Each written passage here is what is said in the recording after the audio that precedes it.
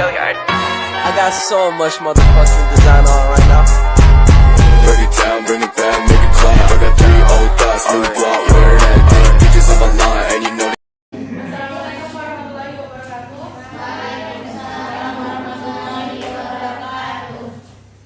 Alhamdulillah,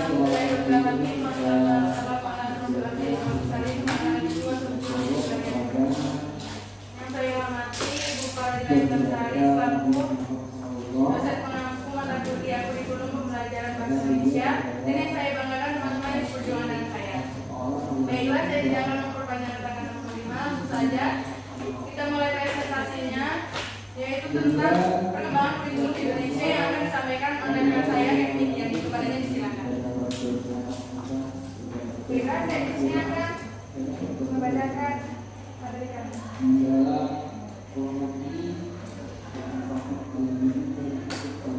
Perkembangan kurikulum di Indonesia dari masa ke masa. Perkembangan kurikulum di Indonesia sejak proklamasi kemerdekaan Indonesia adalah menetapkan tujuan yang jelas pemanahan NKRI yang akan dibawa. Dasar negara telah ditetapkan sejak pra-kemerdekaan, yakni Pancasila lengkap menjadi lambang negara, motor kebangsaan dan bahkan konstitusi yang di dalamnya telah memuat 4 tujuan negara yang akan dicapai. Kurikulum pertama di Indonesia telah lahir sebagai penjabaran amanah dalam Undang-Undang Nomor 4 Tahun 1950 tentang Regulasi Pendidikan dan Pengajaran, Undang-Undang Nomor 12 Tahun 1954, Buku Nomor 22 Tahun 1961, Undang-Undang Nomor 2 Tahun 1989, dan akhirnya Buku Nomor 20 Tahun 2003 tentang Pendidikan Nasional. B. Perubahan kurikulum di Indonesia. Yang pertama, kurikulum rencana pelajaran 1947 sampai 1998. Perkembangan kurikulum di Indonesia. 3 tahun setelah Indonesia merdeka 1947, mulailah pemerintah membuat kurikulum yang sederhana yang disebut dengan rencana pelajaran. Tahun 1947, kurikulum ini terus berjalan dengan beberapa perubahan terkait dengan orientasinya, arah dan kebijakan yang ada hingga bertahan sampai tahun 1998 saat pemerintah beralih pada masa Orde Baru. Berikut adalah isi yang terkandung dalam kurikulum rencana pelajaran tersebut. Yang pertama A. Kurikulum 1947. Rencana pelajaran 1947. Awal kurikulum terbentuk pada tahun 1947 yang diberi nama Rencana Pelajaran 1947. Kurikulum ini pada saat itu meneruskan kurikulum yang sudah digunakan oleh Belanda karena pada saat itu masih dalam proses perjuangan merebut kemerdekaan. Kelebihan kurikulum 1947. Rencana pelajaran 1947 yaitu mencerminkan kesadaran sebagai bangsa yang berdaulat. Yang kedua, memiliki fungsi strategis dalam mempersatukan bangsa Indonesia melalui pendidikan. Yang ketiga, kurikulum 1947 mengadopsi dari pengalaman pendidikan Indonesia yang telah lalu di masa penjajahan. Yang kedua, ukuran kurikulum 1947 yaitu dibayang-bayangi pendidikan zaman penjajahan. Yang kedua, belum memiliki orientasi ranah kognitif dalam motor, namun dominan ranah afektif. Yang ketiga, belum diterapkan di sekolah-sekolah sehingga belum memberikan dampak kepada pelaksanaan pendidikan dan terbentuknya bangsa Indonesia. Yang kedua, kelebihan dan kekurangan kurikulum 1952. Yang pertama, kurikulum 1952 telah mengarah pada sistem pendidikan nasional. Yang kedua, pendidikan kurikulum 1952 materi pelajaran sudah berorientasi pada kebutuhan hidup para siswa. Yang ketiga, karena setiap guru mengajar satu mata pelajaran. Kekurangannya yang pertama, karena kurikulum 1952 baru mengarah pada sistem pendidikan nasional.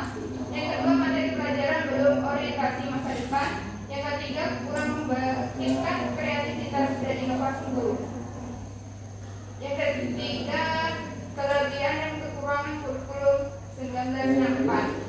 Kelebihannya yang pertama, sudah mengembangkan ranah kognitif, afektif, dan psikomotor. Yang kedua itu ranah kognitif merupakan kemampuan pada seni keilmuan. Yang ketiga itu mengupayakan pengembangan potensi peserta didik sebagai pangkal dari kemampuan seseorang untuk melakukan tindak lanjut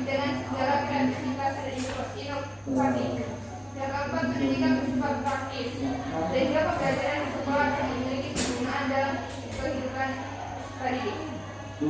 Yang kedua, kekurangan kurikulum terdapat di mana kurikulum ini dipergunakan hanya pada tingkat sekolah dasar dan belum mencakup sekolah lanjutan dan perguruan tinggi. Yang kedua, kerjasama kehidupan adalah kepentingan. Yang ketiga, karena dipakai oleh kepentingan dan kelompok menjadi kurikulum ini dimaknai sebagai alat untuk membantu kepentingan tertentu. Yang keempat, kurikulum ini berjalan ketika Indonesia masih dalam keadaan stabil.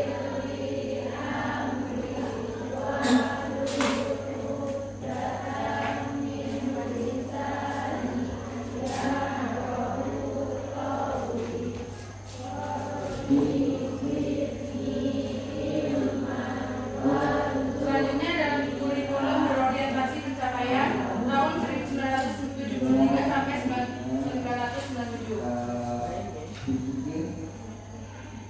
Perkembangan kurikulum di Indonesia pada tahun 1973 yaitu berorientasi pada tujuan. Dalam hal ini pemerintah merumuskan tujuan-tujuan yang harus dikuasai oleh siswa yang lebih dikenal dengan hierarki tujuan pendidikan. Yang kedua itu menganut pendekatan integratif dalam arti bahwa setiap pelajaran memiliki arti dan peranan yang menunjang kepada tercapainya tujuan-tujuan yang lebih integratif.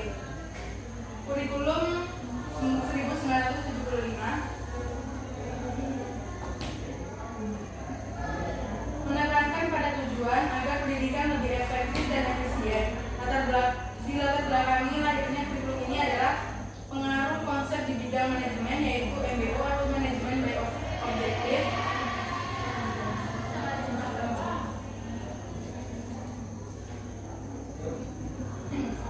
Metode, materi, dan tujuan pengajaran dirinci dalam prosedur pengembangan sistem instruksional atau PPSI yang dikenal dengan istilah satuan pelajaran.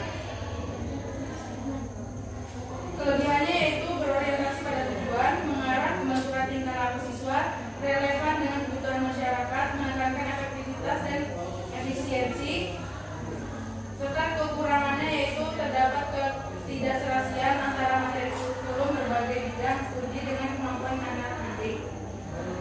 Kemudian terdapat kesenjangan antara program kurikulum dan pelaksanaannya di sekolah. Selanjutnya ada kurikulum 1984 atau kurikulum 1975 yang disempurnakan. Kurikulum ini mengusung proses skill approach, meski mengutamakan pendekatan proses, tapi faktor tujuan tetap penting. Kurikulum ini juga sering disebut kurikulum 1975 yang disempurnakan. Ciri-cirinya yaitu berorientasi kepada tujuan internasional, didasari oleh pandangan bahwa pemberian pengalaman belajar kepada siswa dan dalam waktu belajar yang sangat terbatas harus benar-benar fungsional dan efektif.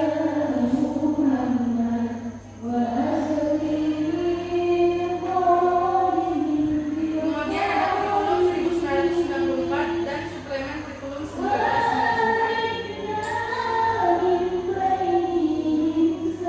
Kurikulum ini merupakan hasil upaya untuk memadukan kurikulum-kurikulum sebelumnya, terutama kurikulum 1975 dan 1984. Kelebihannya yaitu kurikulum berstandar nasional dan memberikan ruang untuk pengembangan potensi wilayah. Yang kedua, mampu mengadopsi aspirasi berbagai pihak yang berhubungan dengan isu-isu yang berkembang di masyarakat. Kekurangannya yaitu kritik bertebaran. Kemudian berbagai kepentingan kelompok masyarakat juga mendesakan agar isu-isu tertentu masuk dalam kurikulum. Selanjutnya ada kurikulum berbasis kompetensi tahun 2004 sampai 2013. Kurikulum ini berorientasi pada pencapaian tujuan, berimplikasi pada penguasaan kognitif lebih dominan namun kurang dalam penguasaan keterampilan atau skill. Sehingga lulusan pendidikan kita tidak memiliki kemampuan yang memadai, terutama yang bersifat aplikatif, sehingga diperlukan kurikulum yang berorientasi pada penguasaan kompetensi secara konsisten. Dari ini kita akan membuat topik hotel dalam Kurikulum 2004 atau KBK, perkembangan kurikulum di Indonesia sebagai pengganti kurikulum 1994. Kurikulum ini disebut dengan kurikulum berbasis kompetensi atau KBK yang memiliki ciri-ciri sebagai berikut. Yang pertama, menekankan pada pencapaian kompetensi siswa baik secara individual maupun klasikal. Ciri yang kedua yaitu berorientasi pada hasil belajar dan keberagaman. Yang ketiga, penyampaian dan pembelajaran menggunakan pendekatan dan metode yang bervariasi. Sumber belajarnya bukan hanya guru, tetapi juga sumber belajar lainnya yang memenuhi unsur edukatif.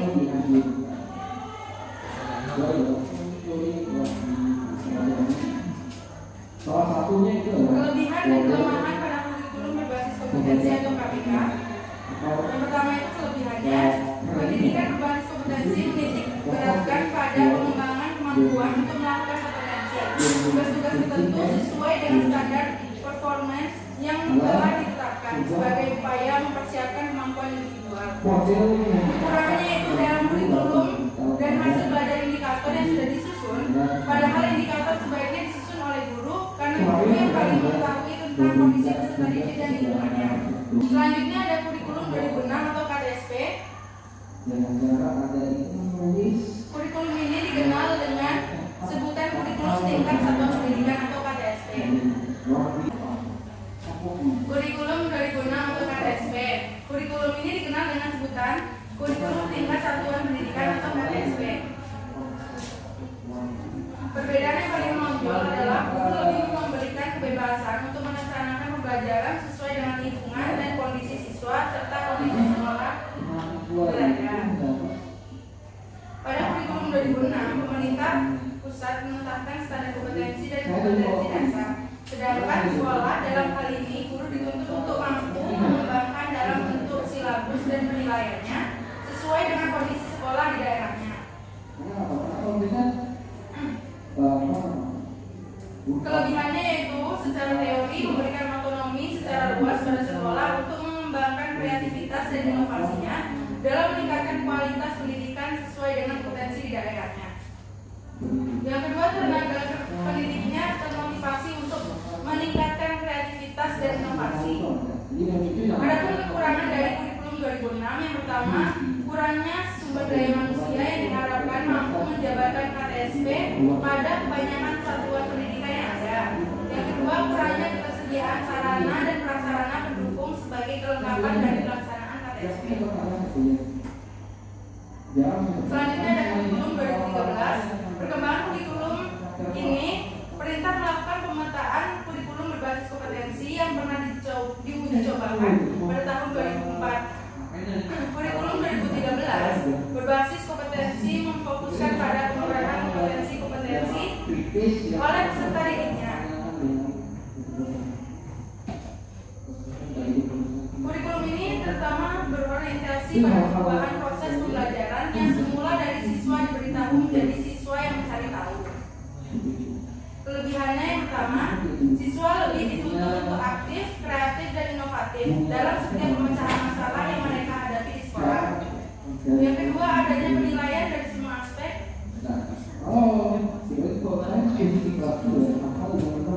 Adapun kekurangan dari kurikulum 2013, yang pertama, guru banyak salah kaprah karena beranggapan dengan kurikulum 2013, guru tidak perlu lagi menjelaskan materi kepada siswa di kelas.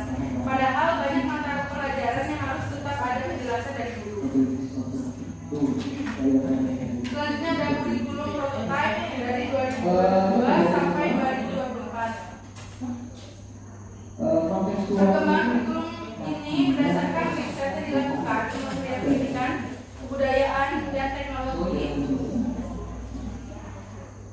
telah menimbulkan kehilangan pembelajaran atau learning loss, literasi dan numerisasi yang signifikan.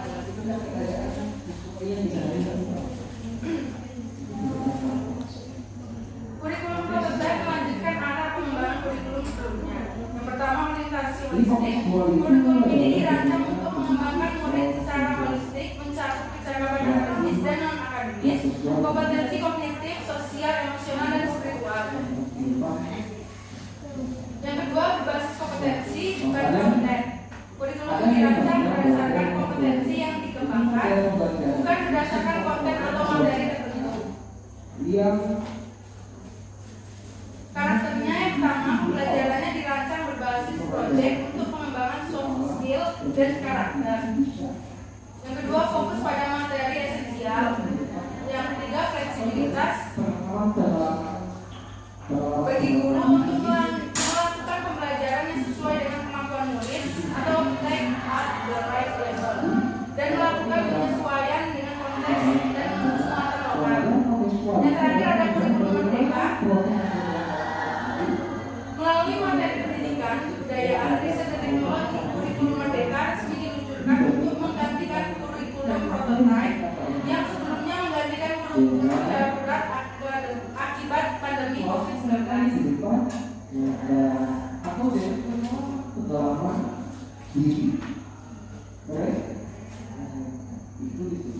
Mungkin terminologi ganti menteri, ganti kurikulum ada benarnya. Namun setiap materi pasti punya argumentasi mengapa kurikulum mereka diubah. Menteri kita memberi penjelasan bahwa dalam kurikulum merdeka yang diluncurkan tidak akan ada pemaksaan dalam 2 tahun ke depan ini. Setidaknya itulah perbedaan paling dasar menurutnya. Namun perlu dicatat bahwa kurikulum merdeka merupakan opsi pilihan yang pertama bagi sekolah-sekolah yang belum nyaman, belum percaya diri untuk melakukan perubahan. Silakan masih di dalam kurikulum 2013. Itu opsi pertama. Nah, jika tidak perlu khawatir. Jika tidak, sekolah-sekolah yang belum merasa siap, mereka boleh tetap di kurikulum 2013.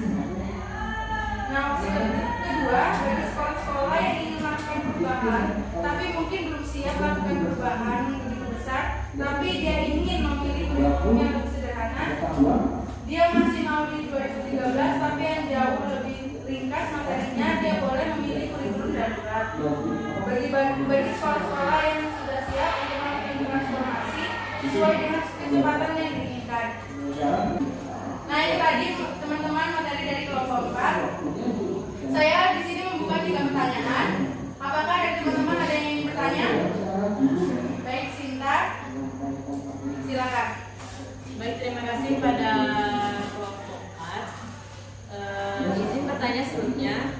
Pertanyaan saya yaitu, mengapa kurikulum pada tahun 1994 itu bersifat populis? Ya, terima kasih. Selanjutnya ada yang ingin bertanya lagi? Saya. Baik, pada Deviana Putri disilakan. Baik, terima kasih kepada moderator. Sebelumnya izin bertanya. Di sini saya akan bertanya mengenai perkembangan kurikulum di Indonesia. Apakah perkembangan kurikulum di Indonesia selalu mencapai tujuannya? Jika tidak, bagaimana tindakan yang dilakukan agar mencapai tujuan tersebut?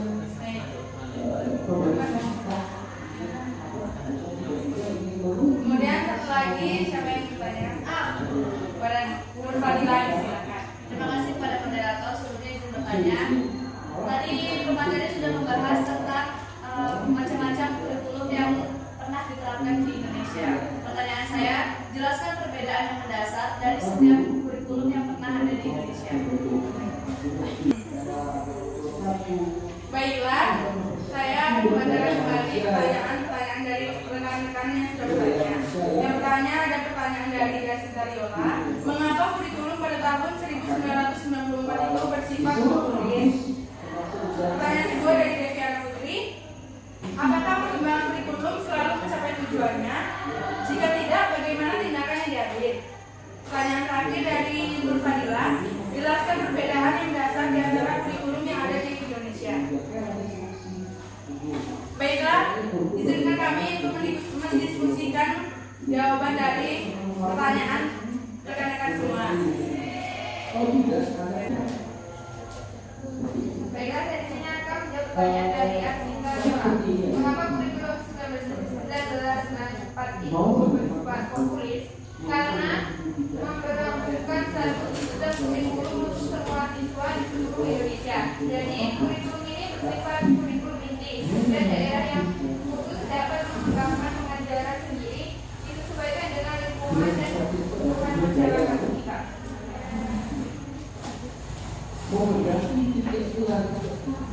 Baiklah, itu tadi jawaban dari kelompok 4. Adakah dari teman-teman yang ingin menambahkan jawaban dari Kevin Indiani? Jika tidak ada, kami lanjut pertanyaan selanjutnya yang akan dijawab oleh Kevin Indiani. Baiklah, saya di sini akan menjawab pertanyaan dari Deviana. Apakah perkembangan kurikulum selalu mencapai tujuannya? Jika tidak, bagaimana tindakan yang diambil? Jawabannya adalah ya. Ya, karena tujuan kurikulum sebagai acuan untuk mengembangkan pembelajaran dalam mencapai pendidikan yang bermutu dan standar yang jelas, target yang terukur dan budaya yang akan dicapai. Jika kurikulum tidak mencapai tujuannya, maka kurikulum tidak akan membekali para siswanya dengan sejumlah pengetahuan, keterampilan, dan sikap sesuai fungsi masyarakat. Baiklah, apakah dari teman-teman ada yang ingin menambahkan jawaban? Ya, kepada Malasari, silakan. Baik, terima kasih kepada moderator. Sedikit menambahkan jawaban dari saudara Kevin Indian tadi. Kalau menurut saya, apakah kurikulum itu selalu mencapai tujuannya atau tidak? Ya kan? Ya. Kalau menurut saya, awalnya kurikulum itu akan selalu berusaha untuk mencapai tujuan dari kurikulum tersebut pembelajaran. Tetapi apakah kurikulum apa yang dilakukan jika tidak tercapai? Di Indonesia, kita kan itu udah mengalami perkembangan kurikulum udah beberapa kali. Di sana berarti jika tidak tercapai tujuan kurikulum pada saat KTSB kan kemarin, KTSB 2006 itu tidak tercapai lagi ke tujuan kurikulumnya di sana, maka bisa pemerintah atau sebagian kelompok itu akan mengembangkan lagi kurikulum terbaru, misalnya terbilang kurikulum K13, kemudian dimulai kurikulum Merdeka dan begitu seterusnya. Karena perkembangan kurikulum tersebut kalau menurut saya, pemandangan saya itu sesuai perkembangan zaman, sesuai dengan tujuan kurikulum tersebut pada zaman tersebut. Misalnya pada K13 misalnya tidak perlu tujuan pendidikan itu harus teknologinya itu tidak terlalu memuncak gitu. Tetapi seiring berjalannya waktu, ternyata teknologi itu sangat diperlukan dan harus disatukan kepada kurikulum. Maka terjadilah pembaruan kurikulum. Baik, terima kasih Prof. Malasari. Apakah ada yang ingin menambahkan lagi? Jika tidak ada, saya kembalikan kepada penanya, Deviana Putri. Apakah sudah bisa menerima jawaban dari kelompok kami? Sudah, terima kasih kepada kelompok dan terima kasih kepada Nur Malasari. Baik, selanjutnya saya akan menjawab pertanyaan dari Nur Fadila. Jelaskan perbedaan yang mendasar di antara kurikulum yang ada di Indonesia. Menurut saya, perbedaan mendasar itu ada pada tujuannya. Contohnya saja, di kurikulum rencana pelajaran 1947 itu lebih menekankan karakter manusia yang berdaulat dan sejajar dengan bangsa lain. Sedangkan 1952 lebih memperhatikan isi pelajarannya yang dihubungkan dengan kehidupan sehari-hari. Jadi itulah singkatnya penjelasan dari perbedaan kurikulum Indonesia. Adakah dari teman-teman yang ingin menambahkan jawaban dari saya? Silakan. Kepada Yusri Arsita tadi, disilakan. Terima kasih kepada moderator. Saya menambahkan dari perbedaan yang mendasar dari beberapa kurikulum di Indonesia itu saya mencontohkan dari kurikulum KTSB K13 dengan kurikulum Merdeka. Benar yang dibilang sama kelompok itu tujuannya pasti berbeda. Jadi setiap tahun setiap pergantian kurikulum memiliki tujuan yang berbeda-beda dikarenakan kondisi yang terus dari zaman ke zaman perubahan kondisi. Yang pertama itu ada KTSB. KTSB itu kan biasanya itu ditekankan pada kompetisi dalam pemikiran, itu berbasis sikap, keterampilan dan pengetahuan saja. Sedangkan pada kurikulum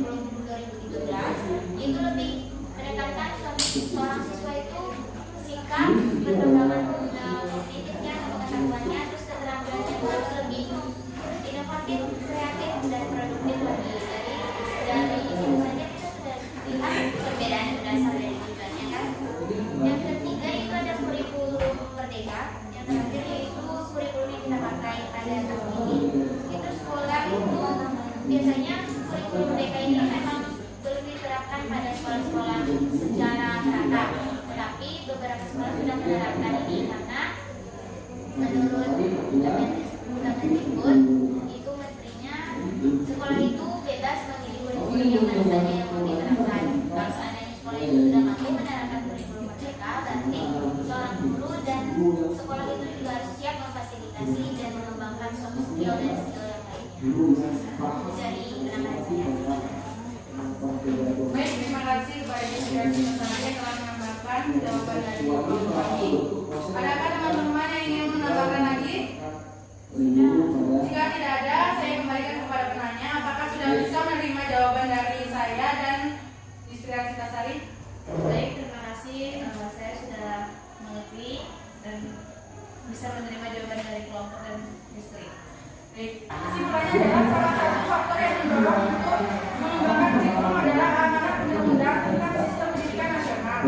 Kurikulum pertama di Indonesia telah lahir sebagai penjabaran amanat dalam Undang-Undang Nomor 4 Tahun 1990 tentang dasar-dasar pendidikan dan pengajaran. Nah, itu lanjutnya adalah dari kelompok 4. Jika ada salah kata atau penyampaian dalam materi, kami mohon maaf yang sebesar-besarnya.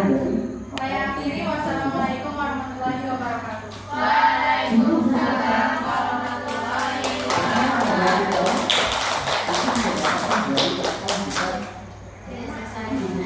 I ain't fucking with these hoes,